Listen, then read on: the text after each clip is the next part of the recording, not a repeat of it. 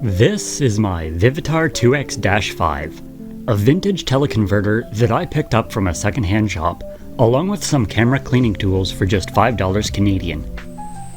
Oddly enough, I had been thinking of grabbing this exact teleconverter from eBay for a couple of months, but for some reason had just kept putting it off until luckily locating this locally.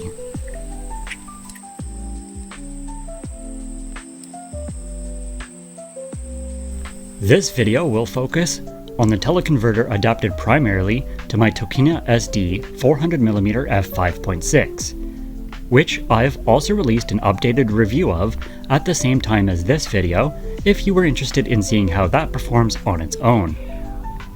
The numbers in the name actually tell you what kind of teleconverter this is. Obviously it's made by Vivitar.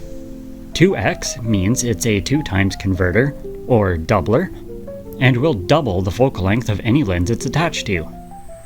The last number tells you which mount this was designed for, -5 being made for Minolta MD lenses. As mentioned, I mainly use this on my 400mm telephoto lens, meaning I get an effective focal length of 800mm with the teleconverter attached. Plus, being attached to an APS-C camera with its crop sensor gives me the equivalent field of view to 1200mm on a 35mm full-frame camera. For those who don't know, it's not just focal length that gets doubled when using teleconverters, but the f-stop is affected as well, effectively doubling the amount of light needed to get the same results. My lens being an f5.6 means shooting wide open is now equal to f11, and where I generally shoot at f8 for improved contrast and sharpness is now f16. With apertures that dark, you really do need a bright sunny day, or we'll have to reduce shutter speeds or bump ISO, making tripods almost a necessity on most days since there's no stabilization in the lens or my camera. Even with a sturdy tripod, shake can still be an issue from wind and vibrations at such exaggerated focal lengths. But this didn't stop me from using this setup handheld anyway. I just had to press the delete button a few extra times. Stopping down to at least f8 is something you are really going to want to do with this particular lens converter combo. Using teleconverters basically magnifies the center portion of the image circle produced by the lens, and along with the image being magnified, all flaws of that lens get magnified along with it.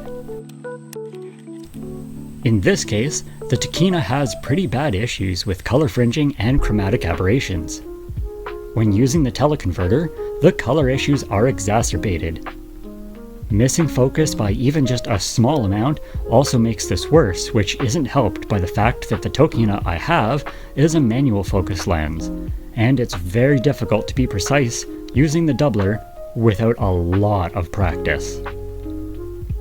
Something else that I noticed that I would like to point out is that the teleconverter doesn't just magnify flaws, but adds its own, and seems to negatively affect background bokeh as well, with a lot of the photos I shot having busier or more distracting backgrounds when compared to not using the converter. I wasn't too impressed with sharpness either. For the most part, that's not necessarily an issue with the teleconverter or the glass that's in it, but a result of a lack of resolution from my lens combined with all of the downsides that come with using a lens doubler. This was probably the sharpest image I was able to get while using the teleconverter, and it's honestly not bad and not much softer than the lens without the doubler. This was a rarity, however, and most of the shots I've kept were less detailed than I would have liked, or had more fringing and aberrations than what I would normally keep. For all of the reasons mentioned above, I found myself just not wanting to use the teleconverter, at least for wildlife. I'd bring it with me, then just not want to take it out of the bag. It didn't feel worth the effort of getting it out of the bag and onto the lens, or dealing with the difficulties in manual focusing. While I can't really comment on modern teleconverters or others with autofocus, I honestly wouldn't recommend going out of your way to get a vintage teleconverter. They can be fun to test out and play with for $5 or so, but the quality just isn't there to be viable to actually use in most situations, for myself at least. In most cases, you are better off just trying to get closer to your subject, or cropping into your photo in post if you really want your subject larger in frame. One case where I did enjoy using the teleconverter was photos of the moon. On a clear night, with a good solid tripod, you can get some really nice photos, and since the moon is basically a still subject at infinite focus distance, it's easy to get a decently sharp image. This was the one situation I came across that produced images from the teleconverter that I preferred over the lens without it, and that had more overall detail than a cropped image.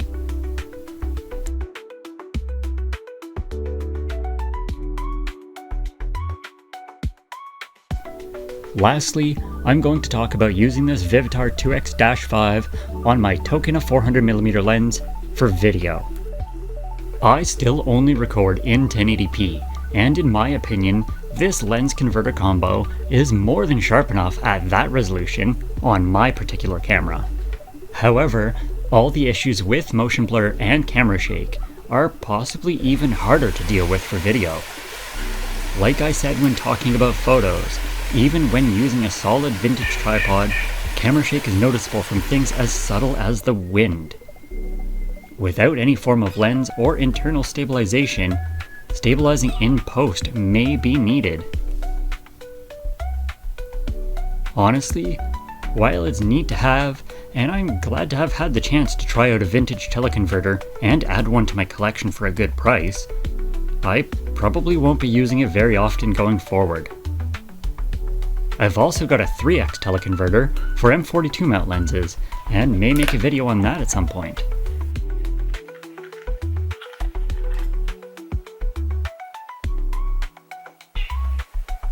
It takes me forever to make my videos, and my uploads are quite sporadic. But if you are interested in seeing that video, or others like it about vintage lenses and retro digicams, why not subscribe? All support is greatly appreciated. Hopefully you liked my photos and found this video enjoyable or even helpful.